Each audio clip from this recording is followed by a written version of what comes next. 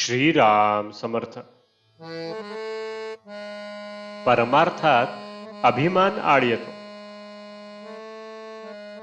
शास्त्रात दोन गोष्टी सांगितल्या आहेत.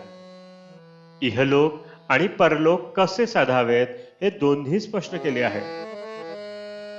परंतु आपण प्रपंच तडीचा आणि परमार्थ सवडीचा मानतो. या दोन्ही गोष्टीत जाणत्याची संगत लागते. परलोक साधून देणाऱ्याला सद्गुरू म्हणतात. जो मनुष्य आपल्याला कळत नाही हे कबूल करतो त्यालाच सद्गुरूकडे जाण्याचा रस्ता मोकळा होतो. आपण भगवंताला शरण जात नाही कारण आपला अभिमानच या शरण जाण्याच्या आड येतो.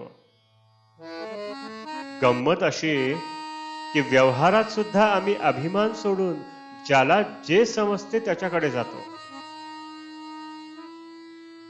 इहलोक अनुभवाचा आणि परलोक अनुमानाचा अशी आपली कल्पना असते.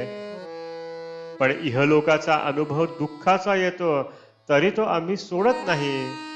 मग परमार्थाचा अनुभव नाही म्हणून मी तो करीत नाही हे म्हणणे लबाडीचे आहे. प्रपंचात आम्ही काही पाप करीत नाही मग परमार्थ तरी दुसरा कोणता राहिला असे काही जण विचारतात. प्रपंच सचोटीचा असला तरी त्यात अभिमान असेल तर नाही तो परमार्थ होणार.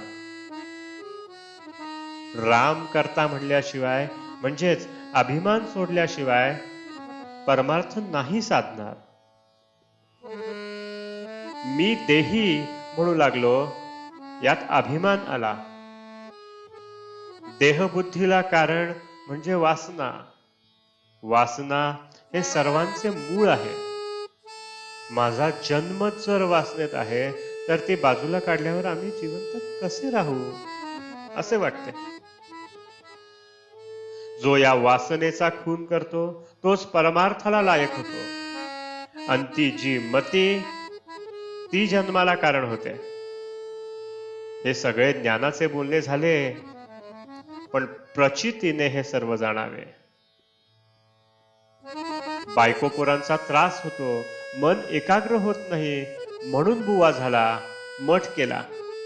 लोक येऊ लागले, त्यांना जेवायला घालण्याकरता भिक्षा आणू लागला. पण भगवंत सर्वांना खायला घालतो हे विसरला. छप्पर गळू लागले ते नीट करण्याचीच काळजी करू लागला. मग घरादारांनी काय केले? असा बुवा होण्यापेक्षा प्रपंचातच राहिलेले काय वाईट? थोडक्यात म्हणजे परमार्थ समजून जो त्याचे आचरण करेल त्याला तो लवकर साधेल. त्या माणसाला प्रपंच सोडून जायचे कारणच उरणार नाही. जगातले आपले समाधान अगर असमाधान ज्या वृत्तीने आपण जगाकडे पाहतो त्यावर अवलंबून आहे. परमार्थात महत्व बाहेरचे ऐश्वर्य किती आहे याला नसून वृत्ती स्थिर होण्याला आहे. आणि भगवंताचे सतत अनुसंधान हाच वृत्ती स्थिर होण्याचा एकमेव उपाय आहे.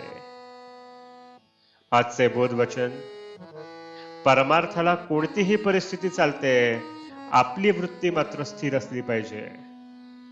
जानकी जीवन स्मरण. जय जय राम.